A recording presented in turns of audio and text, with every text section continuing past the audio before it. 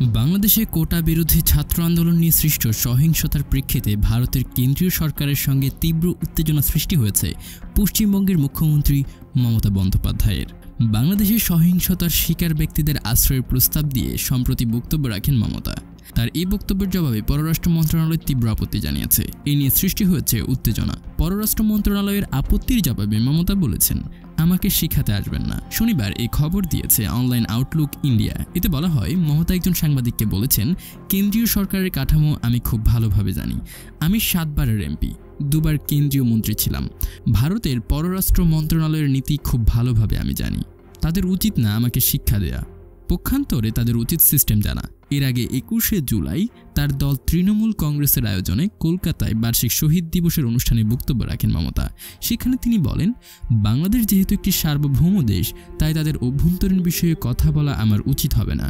কিন্তু আমি আপনাদের বলতে পারি, যদি অসহায় মানুষগুলো পশ্চিমবঙ্গে এসে দরজায় কড়া নাড়েন, অবশ্যই আমরা তাদেরকে আশ্রয় দেব। প্রতিবেশী কোনো দেশ যদি টালমাটাল হয়, তাহলে শরণার্থীদের আশ্রয় দেওয়ার বিধান আছে জাতিসংঘের রেজলিউশনে।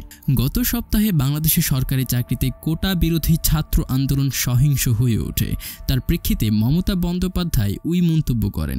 এর জবাবে বাংলাদেশের পররাষ্ট্রমন্ত্রী ডক্টর হাসান মাহমুদ বলেন, যথাযথ সম্মান রেখে আমি বলতে চাই যে মুখ্যমন্ত্রী মমতা বন্দ্যোপাধ্যায়ের সঙ্গে আমাদের খুবই ভালো এবং উষ্ণ সম্পর্ক আছে, কিন্তু তার এই বক্তব্য সংশয় সৃষ্টির একটি সুযোগ করতে পারে।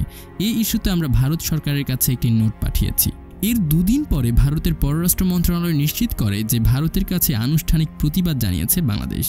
পররাষ্ট্র মন্ত্রণালয় বলে, সংবিধানের 7ম ধারার অধীনে কেন্দ্রীয় সরকারকে যেসব দায়িত্ব দেওয়া হয়েছে তার তালিকা অনুযায়ী পররাষ্ট্র বিষয়ক এবং বিদেশি কোনো রাষ্ট্রের সঙ্গে সব বিষয়ে কেন্দ্রীয় সরকার সম্পর্ক রক্ষায় একমাত্র অনুমোদিত।